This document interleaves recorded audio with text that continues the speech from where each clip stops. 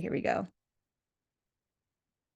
right, everyone, welcome to day one of the Profitable Purpose Masterclass. My name is Dominique Narciso Kim, and it is such a pleasure to have all of you here sharing your time, taking time out of your day to learn about, what it really takes to be successful as an author, speaker, or coach. And I want to come at this from an angle of just like pure authenticity and, what it's taken me to get to a point where I started believing in myself. And this first day, day one, is all about courage. And just to give you a glimpse back into when I first started about, like 7 years ago, I was at a point in my life where I knew I wanted to do something bigger. I knew that I had a greater calling. I was working as a US diplomat in the embassy in Peru.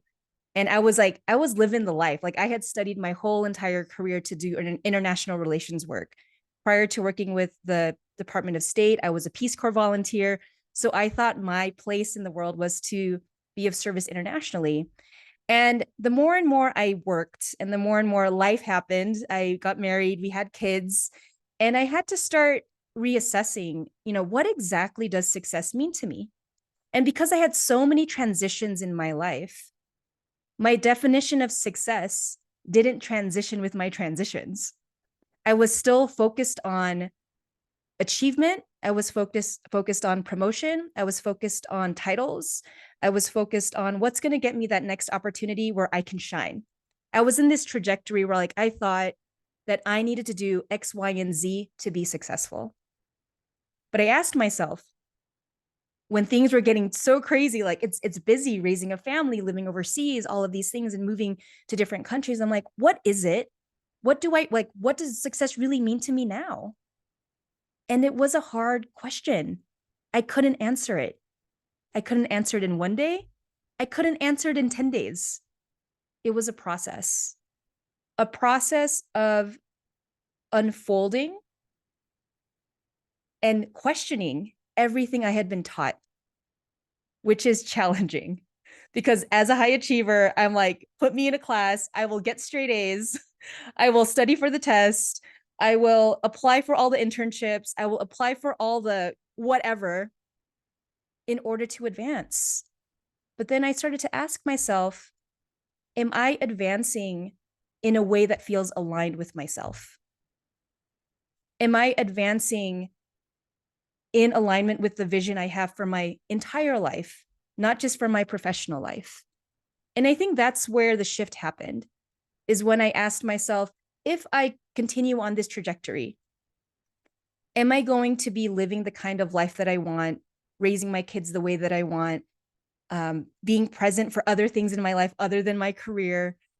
And am I going to feel good doing that? And in my heart of hearts, my gut was saying, Dom, you have to go explore something else.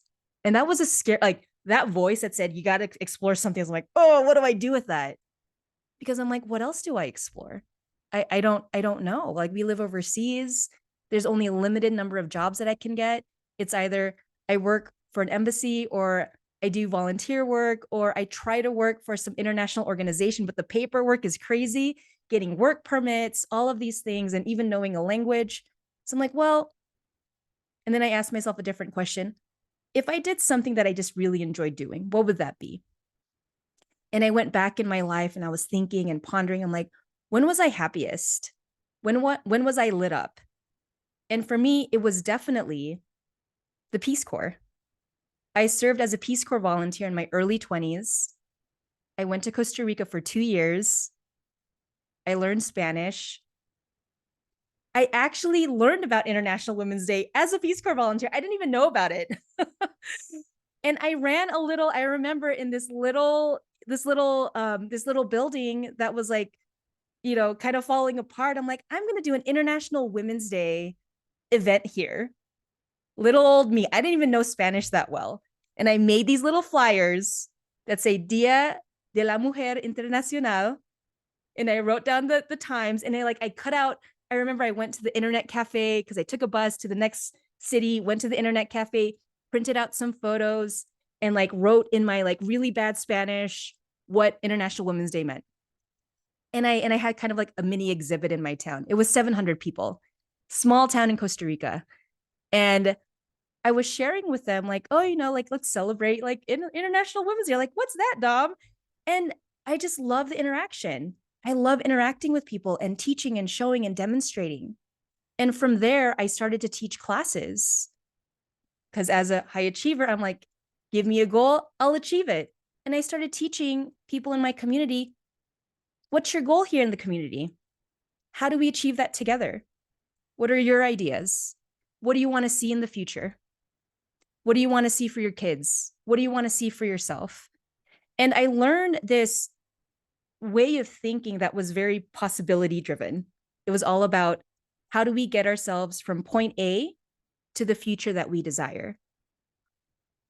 And so it occurred to me at this transition point in my life that, oh, I've been doing this work all along. I just didn't know that there was a career around it. If I had only known, I would have studied something different, but this is where I am and this is my life experience. And so when I started to question, what does success mean to me? I started to explore.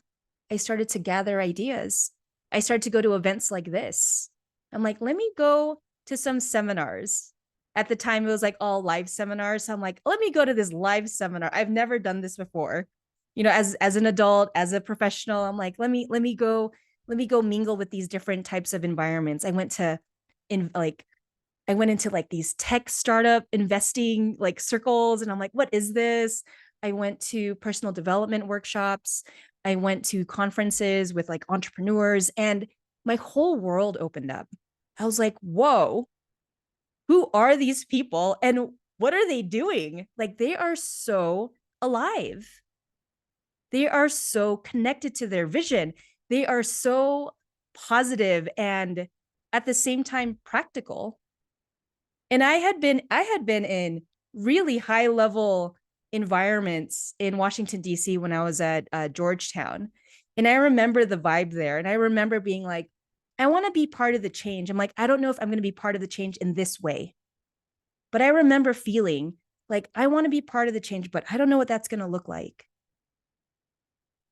And so as I immersed myself into this entrepreneurial field, as I immersed myself into books, into podcasts, into YouTube videos, my mind started to think differently. I started to have different possibilities available to me because I was open to it. I didn't know initially, like, I'm going to be an author or I'm going to be a speaker or I'm going to be a coach. I just knew I wanted something different. And so with time and effort, eventually like gathering lots of information and like my mind is like blowing up, we moved from Peru to South Korea. And I had a very clear path to continue working as a consular officer in Korea. But I specifically chose, I'm like, you know what? I will try to do this entrepreneurship thing, even though I don't know what it means. For me, because I had just never run a business. I had never done a sales call. I had never done any of these things. I'm like, I don't even know any of this stuff, but I know that my passion is there. There is something about doing something different outside of the institution that is calling to me. And so in South Korea, I started the path. I started the path of doing and learning and growing. So I had I had gathered all of this information. I'm like, all right, now how do I share it? So I asked around the community, I'm going to have a personal development workshop. Does anyone want to come? Literally, like, got a whiteboard that got the community center, knocking on people's doors, having, like when I would see people on the street, I'm like, oh, I'm running a workshop. Would you like to come? And I just started inviting people just as I had done in the Peace Corps, same skill set. And in that first workshop, I probably had 5 people show up, which was amazing. But it got me started. It got me thinking. It made me realize, like, I just love this. How do I do this more? And that one experience led to another experience, led to another experience. I asked the embassy, I'm like, can I do a workshop in the embassy with foreign service officers about personal development? And they said yes. And so I did one. And I got my first client out of it. Someone raised their hand like, Dom, how do I work with you? I've been looking for you. They're like, I have been looking for you. How do I work with you?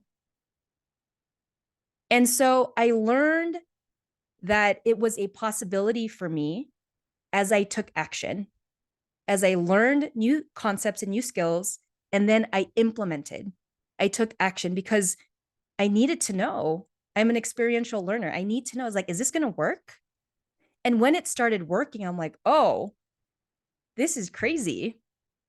This is I never anticipated all of this, but I was willing to try. And one thing that I want to impart on both of you is that having the courage to say yes to that small voice inside of you, whatever it's telling you. There is a small voice inside of us that's always nudging us to do the scary thing, to do the thing that we've always wanted to do, to say yes to this and no to that. Because it's that voice, it's your intuition that's asking to be expressed. And I wouldn't be here today if I never listened to that voice, if I never questioned, what does success mean to me? And so as I continue, with the story, I would love for you to think about right now in your life, what does success mean to you?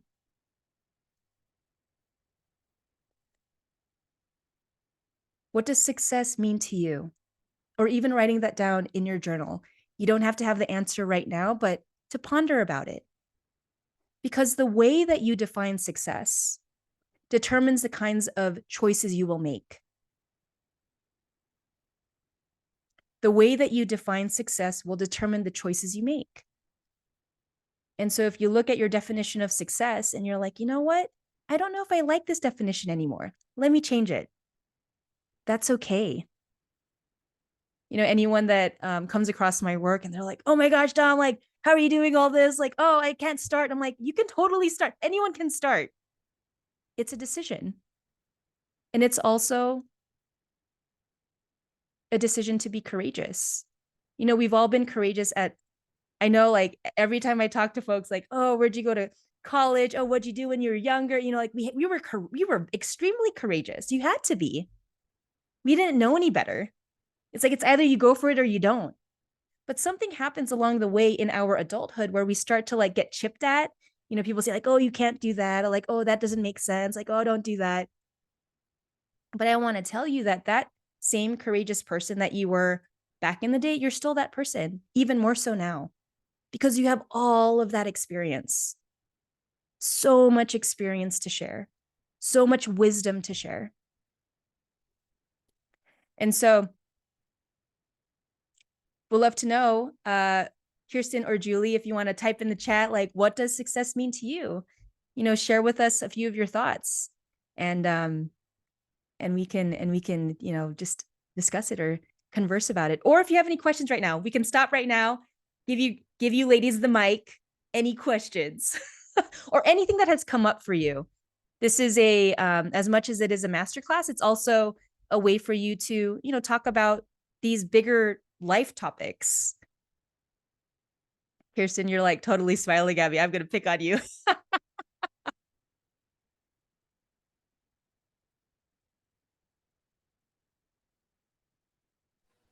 It's okay to unmute. Yeah, there you go. Yeah. You got it. I think I've been in the process over the past 12 months of really reflecting these points myself and what success feels for me, but I've fallen more into the what feels right for me and what I'm drawn to. So I'm still exploring. So similar to what you were detailing was the high achiever, this is how you prove success. And I can link that back to my family and my schooling, my education, and my career, to the point where I ended up experiencing burnout because I was on this path thinking this was what success was for me, but it does not match who I am. And I've been going back and thinking, what is it that I enjoyed? What am I drawn to? And it is a long process because I've had decades of this belief of what success was. So I've given myself permission to explore and attend and listen from other people, particularly women, just to see how their lives have changed. And then I do spend a lot of time thinking. So at the moment, success for me is allowing myself time to actually learn all of these things. And my measure of success is what I have learned and what I am pondering. And I know that eventually I will go into a direction that feels right for me. Mm-hmm. Oh my gosh. Yeah. Masterclass. There you go. No, that is absolutely beautiful. Thank you for sharing just where you're at in your journey, because it's like it's important to question and it's important to reflect. As much as we can go and achieve and build and accomplish, when we look back at our lives, like did we do what's best for us? And I think that is that's going to be like, this is what is it? My sense is that in this generation there's going to be this entire movement of women and men that are redefining everything about how to live, how to work, how to be successful, how to be happy. Long gone are the days where like you have to follow A, B, and C. It's going to be follow A, B, maybe, and then do whatever you want. That's going to make you happy. That's going to make you feel fulfilled. And I think there's a lot more permission, because so many people are giving themselves permission to explore and to experiment. So good. Thank you, Kirsten. How about you, Julie? Hi, thanks for the opportunity to chat. I I think being successful means being able to do something for yourself and for the world in a manner that really is fully aligned with who you are. And of course, what that also entails is knowing who you are and what you want. And so I think that in itself is, I think what Kirsten was saying was, with a lot of the reflection, that's the important piece of giving yourself the time and space to see where you are, as you've evolved over the course of your career. And I think importantly too, it has to ideally be done in a manner that is sustainable. And I think that's something that for me, having grown up in a household where we had very limited means, there were only certain definitions of success that we felt like were true ways of bringing ourselves out of, those circumstances. And so I think, because of those experiences, the definition of success that I've had have been very limited to, as you were sharing earlier, doing really well at work and following career paths that would allow you to be more financially stable and to have options. And there's certainly, I think, nothing wrong with that. But sometimes that could be limited, in how we see what are the options that can allow us to be financially stable. And so for me, I'm trying to see how to be able to bring both areas together, where there's more of my authentic self coming out in how I show up for myself and for others, and then in a manner that is really sustainable. Oh, oh, so beautiful. Oh, I love it. So good, Julie. So good. No, thank you. Thank you both for sharing. Because you're right. Like all of this, it is all just a process. And one thing that I wish I had a mentor share with me early in my career is to question the path. Because once you get to a certain point in your life, you've learned a lot of skill. You've learned how to do a lot of things. But now it's like figuring out, how can you do more of the things that you're meant to do? Because we can all learn how to do stuff, but how can you do more of the things that you're meant to do? So really stepping into that purpose, into the gifts that you have, and being unapologetic about it. There are so many times I'm like stepping out in front and I'm like, and I get shot down. I'm like, oh, okay, I can't do that. And I let that get to me. But then over time, I'm like, I have to stop doing that, because if I don't step out more, if I don't step up, step out and use my voice for good, the person behind me is going to go through the same thing. And like, it is upon me to go trailblaze. It is upon me to go have the courage to do the thing that hasn't been done before. in my family, in my community, in my country, whatever that is. And every time I see another woman that's doing amazing things, I'm like, trailblazer. And integrating that into your identity, that is a lot.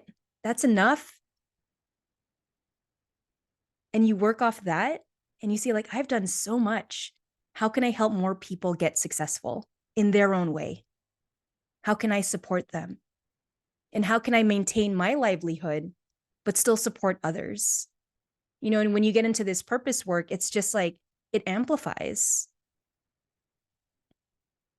And so I love what you both shared. You know, all of it matters. You know, your definition is your definition, and always making sure that you're taken care of, because as we all know, got to take care of yourself first before you can take care of others. But one thing that I've learned on this path is, interestingly enough, taking care of others also takes care of me. It gives back 100-fold. And every time I hear someone say, like, oh, Dom, you know, I listened to this one podcast and it made me do this, or I ended up choosing this. And I'm like, awesome. I'm like, what happened? They're like, I made it happen. I'm like, there you go. Mission served. And so with your definition of success, you're going to come up against a lot of resistance. And this is where the courage comes in. There's going to be resistance to, like, well, I don't know if I can do that because, or I think I'm too old to do that because, or my circumstances do not allow me to do that because. And that is going to be common. It just happens. It is human. It is human. When you come up against something new, it's going to push back against you because you don't have the skill yet, or you don't have the confidence yet, or you don't have the community or, you know, the structure yet. But I'm here to say is that even though those walls exist, those invisible walls exist, it is upon you to chip away at them and say, like, no, let me see what's on the other side. Because the other side, and going through that process, it will grow you. It will grow you mentally. It will grow you spiritually. It will grow you emotionally. And it will grow you in terms of your leadership.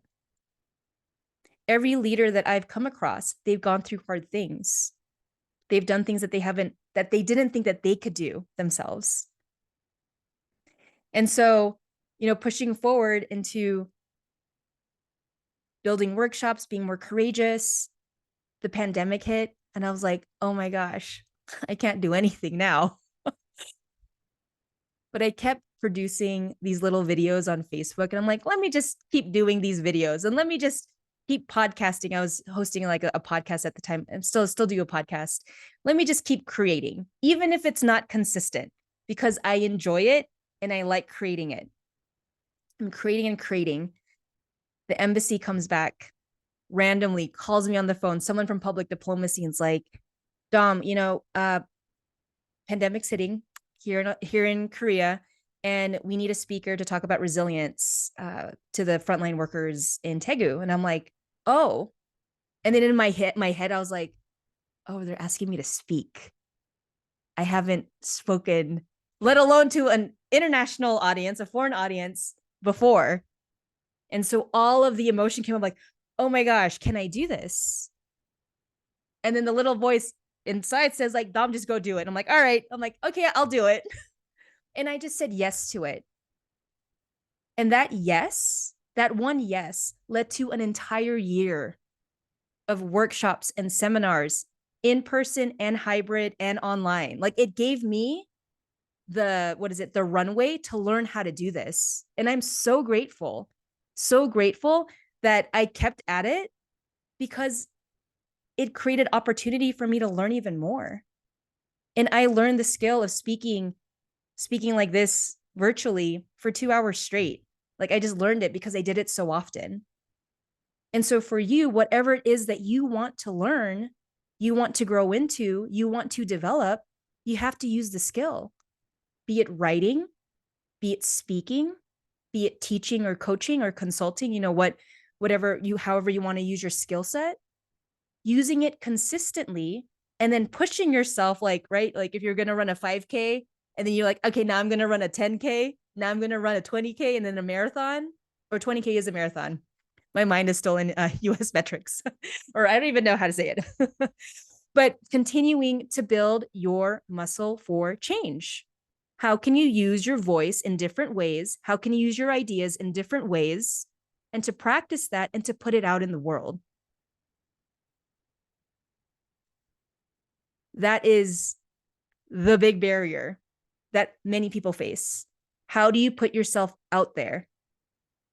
And my short answer to that is you just decide to.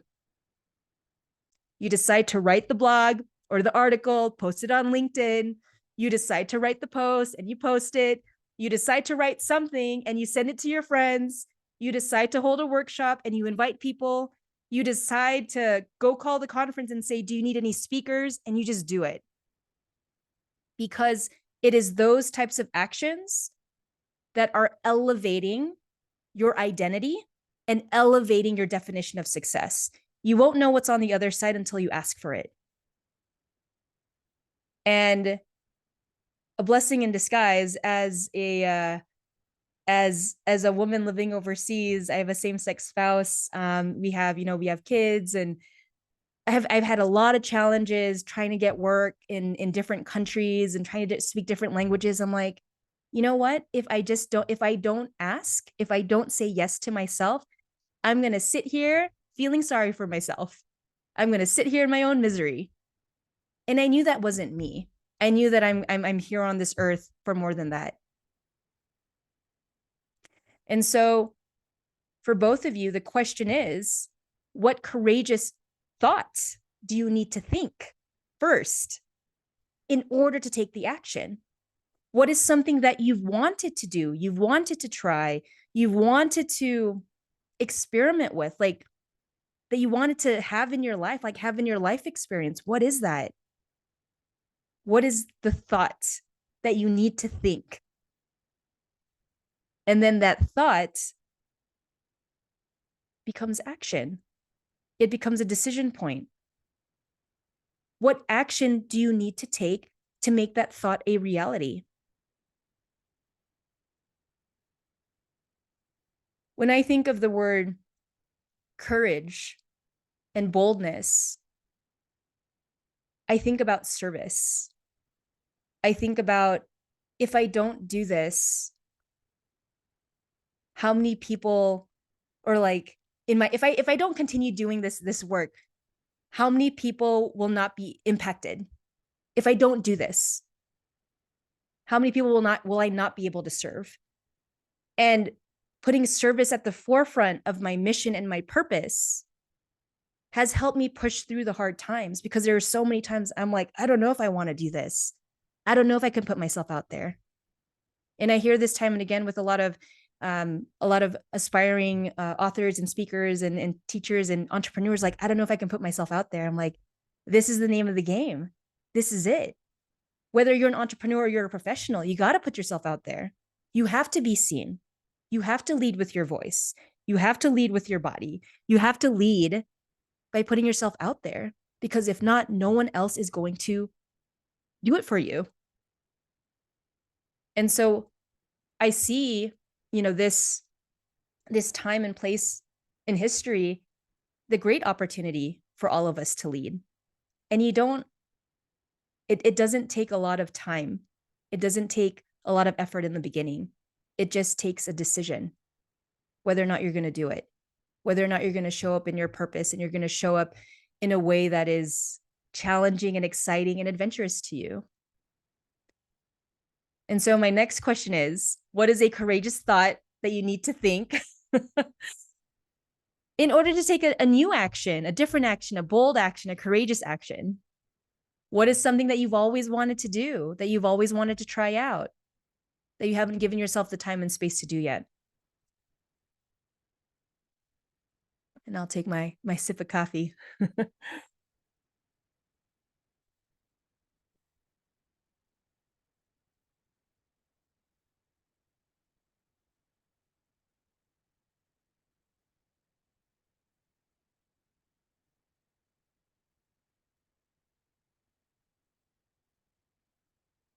Kirsten, you're writing over there. I'm like, what are you writing? I know I'm putting down points so I can read back later because I like reflecting, but I'm just trying to think what is it that happens with me which stops me from doing things that I might love, like with the things that come up, like I don't have time, I need to focus on this and things like that. But I think I have, even though I work with technology, I have a fear of learning technology. So it is as well. And I think I keep putting things off where I think, okay, well, I do want to write and share these stories, the skills that I need to use. And I think that I use the, oh, I don't have time or I'll do that later is what's blocking me from doing that, which is strange, I think, but that is the first thing that popped into my mind when you asked the question. I'm sure there are other things, but that must be the burning one that is stopping me now. Yeah. Yeah. Good. I mean, great awareness there, because it's those, I'm reading this book about just about our mindset and Mm-hmm. how we have 60,000 to 70,000 thoughts a day. Mm-hmm. Majority of those thoughts are repeated day in and day out, unless we interrupt it, unless we disrupt the thinking pattern. So if you know that you're telling yourself, I don't have the time, or I don't want to, like, that's okay. Like, a lot of us, we all do it. But then the question is, what are you making the time for? And is that important? Is that aligned to your definition of success? To hold yourself accountable. And what I've learned over time, and just growing up in life, is that once you're out of school and once you're out of the work, like once you're out of like a working environment and there's no one holding you accountable, like, you're it. Unless you have, like, you've created that group of friends and group of colleagues in your tribe of other like amazing leaders that are like calling you out on your stuff, like, hey, why didn't you do that yet? And so it's important to, one, be aware of the thoughts that come up for you, and then to number two is to be around others that can support you in your growth, because we're not, as my Peace Corps mom said, she's like, Dom, we weren't made to be alone. We were made to be in communion with each other, in community. We're social beings. And so whatever you think that is preventing you, acknowledge it, right? Like, okay, I'm telling myself I don't have time. Like, well, what am I making time for? And call yourself out. This is like, I was doing this when I was self-coaching myself, like, why am I so upset with myself right now? I'm like, because I'm not achieving something. I'm like, well, why don't I go achieve something? It's like I have this whole conversation in my head until I actually go take an action. I'm like, oh, I could have done that like a year ago, but I didn't because I was so stuck in my head. So, and it's good. It's good to have these practices of self-awareness so that you can take a different action. And that's why I focus on, like, what is not even what is the action, what is the thought? What is the thought that you need to think in order to take the action? And, Kirsten, where you are right now in terms of gathering a lot of information and, being in this space, like, good on you, because it's going to create a lot of movement in your life force, in your space. So good. Awesome. Julie, how about you? In terms of like the next step or what's Or holding just like, me back. if there's, you coming to this masterclass and thinking about, your purpose and how you want to show up in the world differently than you have been. I'm going to admit this other person in. Differently than you have been. What thought would you need to think? How would you need to think differently in order to take a bolder action? I think for me, it's probably just again realizing that there is a way to be able to explore this, for now, like kind of on the side and seeing how to almost like experiment with different ways, of which I would want to be able to share more of my message. And so I think it's, yeah, being really clear and in some ways focused on kind of trying out a specific uh, type of communication and then seeing, you know, how that ends, and then kind of iterating from there. I think this is what I'm thinking about. But you know, I think it's hard to also get over sometimes, like, just, of course, we have our own responsibilities with like the main careers that we're leading. And so how to really test that out, you know, in a manner that allows you to have the time for both, as well as then, you know, your own time. But I like what you were saying too. I also feel the same when I engage in this manner of sharing kind of more my story with others. It really is energizing and is able to give me a lot of just happiness. And so I think in that manner, it's easy to say yes to things and to pursue them. But I think having like a way to really be more thoughtful about how to approach it would be helpful, so that it's not just me spreading myself thin over across everything and trying everything, you know. I mean, I understand that that could be a good way to go about it and see what sticks, but I've kind of felt like, you know, just thinking about preserving, you know, my time and space for myself, like to also not overdo it and burn out, you know. That would be important to have like some list of priorities, or, you know, figuring out how to come up with a clear plan as opposed to just trying everything. Yeah, no, and that's like, you know, people coming into this space, you know, some folks are, you know, moving on to a different career, or they're in the middle of a career, but they want to try something more creative. You know, all of the things that you're saying right now, Julie, it's totally, it's legit. It's completely legit. Like, how do you have time for this, and then time for that, and then time for this, and time for that? And one thing that I tell folks, wherever you are on your journey, is that if it is something that's important to you, if it is something that you want to prioritize in your lifetime, it doesn't have to be in the next, you know, the next year, but it is something that you want to prioritize in your lifetime, is to prioritize it. You know, even dedicate, like telling yourself, I want to do 2 speeches a year sharing my story, or I want to start writing down my story. What are the things that I have learned? What are the things I wish I had known when I was younger? For someone that's coming up in the field just like me, what do I hope, what wisdom do I hope to impart on them? Because Julie, you're a total, like, oh my gosh, like awesome, amazing person doing amazing things in your field. And you know, that's valuable because you're paving the way. And to figure out for you what makes sense in terms of how you want to serve, using your voice, using your talents without, of course, burning out. Which comes to my next question. Oh, Vani, welcome to the Profitable Purpose Masterclass. Thanks for hopping in. As a lead into tomorrow, where we're going to talk about commitment and consistency, I want you to think about a topic that you love, that you'd want to build more knowledge around, or you want to contribute your knowledge to. What is a topic that you love talking about? Because that can be your starting point for creating influence, for being a role model, for showing people your perspective, for teaching others how you approach X topic.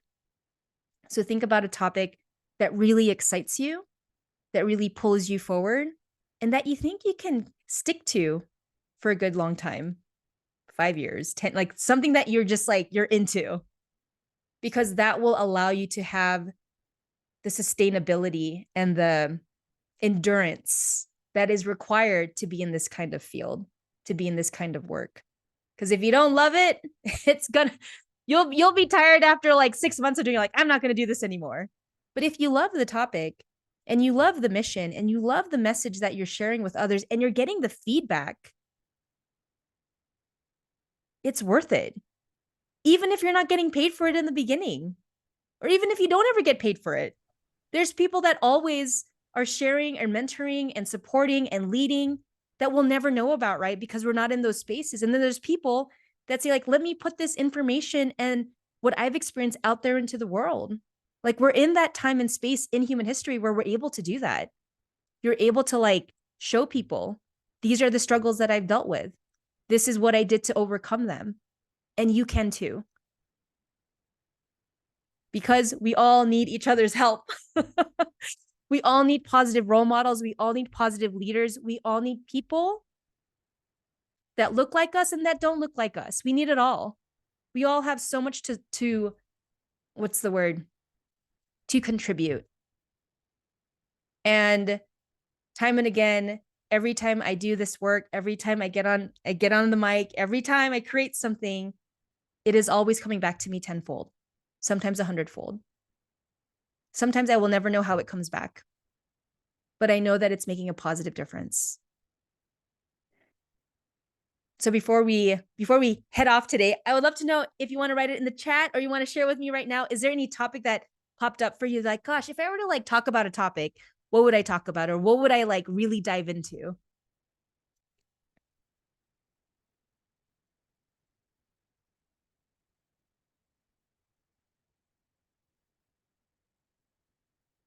Julie, is there anything that you think you'd want to dive into or that you'd want to intentionally and strategically share more in your space? It doesn't have to be in your industry. I mean, like just for you, like what's interesting to you? I think for me, I've been doing a lot of this on the side just through mentorship, but really helping those who are wanting to pursue a career in the STEM fields, but from underrepresented backgrounds. And so that has been a place that I've been focusing in a lot on. And a lot of what I've shared so far has been in that realm. Mm-hmm. So being able to do that more gives me a lot of just gratification and being able to help others be able to figure out what's a good path for them to pursue it, and allowing them to feel that they can, regardless of the circumstances that they've been been in. And so I think that's for me an area that I really like to continue to focus in on. Oh, so inspiring. I saw that you had a few or you had some events going on LinkedIn, and I wanted to attend, but the timing was off. But how inspiring, for a young person to see your path and to see how you've navigated the challenges that you faced, because that is all just contributing to this next wave and this next generation of leaders. So cool. I can already see, I'm like, oh, Julie, could you could be like doing so many things, time permitting and whatnot, but there's so many places for you to speak and inspire others in the STEM field. Beautiful. How about you, Kirsten? Any thoughts pop up for you? Any inspirations? Sort of, not really. I'm not sure. At the moment, like I really enjoy helping making space for women to feel okay to be themselves and knowing that it's okay not to be in a particular mold. So I don't know where this idea is going, but it's being able to contribute to those spaces to be supportive as well. This is partly with my own experience, but not necessarily in like a commercial or medical sense, but just being able to hold space for women as they process and know that it's okay and to have that form of community. Aside from that, I really enjoy writing pieces of fiction and short stories, and I like explaining things to children through fictional stories. So I know that is something that I enjoy to do. So yeah. Oh, love it. It's like a multiple. Yeah, but I don't know where I'm going. I'm just giving myself time. Yeah, no, that's, and something that you said, Kirsten, that's very what's the word? It's very wise. And this is for everybody. And you kept saying it over and over again. It's, what are you drawn to? What are you drawn to? And to continue to let that pull you into the future. Because if you're drawn to it, there's a reason why. If you're like, someone asks you to do something, you're like, oh my gosh, like, don't do it, right? Like your body just tells you not to do it, but to listen to that intuition. It's like, what are you drawn to? And what is the little voice tapping you on the shoulder to do? It's like, hey, go do this, go after that, go create something. And to be intentional about it. When I first started this career, I was definitely trying to help other people in my position that couldn't get work overseas. But now, because of the experiences I've had, I'm like, this is so much more broader.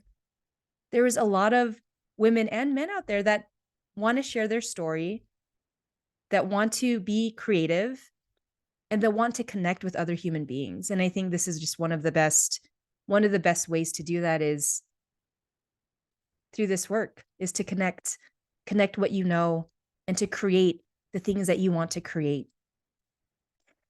I'm going to give the mic over to Vani, if you're able to, Vani. I know you just hopped in here. And you said that I would like to have a space to share my experience and thoughts for next generations. Amazing, Vani. So good. There is so much wisdom and there is so much knowledge to share. As I continue on my entrepreneurial journey, which is always, it just more and more opportunities open up. But the more you do this work and the more you step into your power, into your voice, the right opportunities will show up for that part of your journey.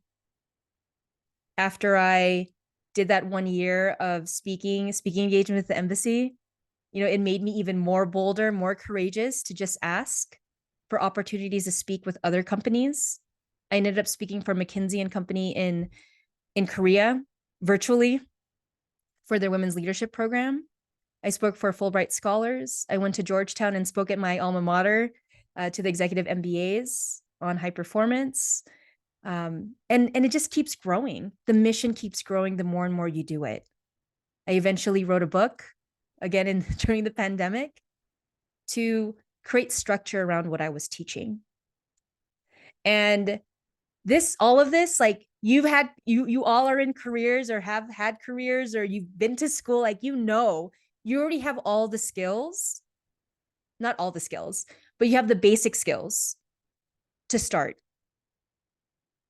And so what I will be doing towards the end of the masterclass is inviting you all, if it feels right, if you're drawn to it, to an academy that I'll be opening up in March, or this March, called the Entrepreneurial Launchpad Academy. And that's where we'll do deeper dive work into all of this, into what success means, into what kind of mission and purpose you want to serve, into the kind of medium you want to use. Julie, like when you were saying like you don't want to spread yourself thin and do a lot of different things, like I was like a college freshman applying for all the internships at the beginning of this career. I tried podcasting, I tried retreats, I tried workshops, and it was because my circumstances allowed me to do that. But for you, really identifying what will make sense right now. What is like the least amount of effort, but the most amount of impact? There's that. And then there's also the creative aspect. What are you wanting to build? What are you wanting to create? What are you wanting to put out there into the world? So tomorrow, we'll get more into it. We'll talk about commitment and consistency and what that looks like over time. And, and really start to connect the dots. What is it? Awesome. See you later, Julie. What is it that you want to put out there into the world, and how can you start doing that consistently? How can you start doing it in a committed way where it's not just an idea in your head anymore, but it's actually something that you're putting out into the world? So that will be day 2, consistency and commitment. And then day 3 is about creating community around the work that you're doing. Because one thing that I made a mistake in when I first started was that I kept learning, and I kept writing and kept creating, but I didn't build the community in the beginning. And I wish I had, meaning a community of mentors and also a community of people that are going to follow your work. They're going to help you build the work. But now I've learned how to do it better and how to bring people along the journey better, because I got more clarity around it. Because in the beginning, Kirsten, it's like, what am I going to teach? I don't know what I'm going to teach. Like, I don't know. It's like, I just know how to like do a policy paper and, all of these things that I learned in my past career. And over time, I'm like, oh, I love this idea of goal setting and achievement, but it's not even that anymore. It's aligned achievement. It's doing the right things for yourself and for your vision. And I think that's a whole different conversation, because we've all grown up in a world where achievement is like, go achieve. But then you get to a point where like, well, what is it all for? What is the purpose behind it? What is the mission behind it? And do I feel good doing it? And I applaud all of you for hopping on this first day one call, because it's they're heavy questions, right? What does success mean to you? But it's all part of the process of stepping into your purpose and being more courageous as you embark on a journey of potentially being an author, a speaker, or a teacher, coach, consultant. It is all literally step by step, and you're building it out by each courageous action. All right. Beautiful. Kirsten, any questions? Vani, any questions before we close off for today? No, I don't think so. But my mind is already churning, so I know how the rest of my day is going to play out. So good. I'm So good. free to do it, so I'm grateful for So that. good. Yeah. Beautiful. Yeah. All right. All right. So tomorrow, same time, same place. I'll be here. We'll be, going deeper into this conversation about, how to live in more purpose and, build a life and a lifestyle around it, because it is really, it's beautiful work. And I highly recommend it for anyone who's willing to take the first step. Awesome. All right, everyone. See you tomorrow and have a great and wonderful day. Bye.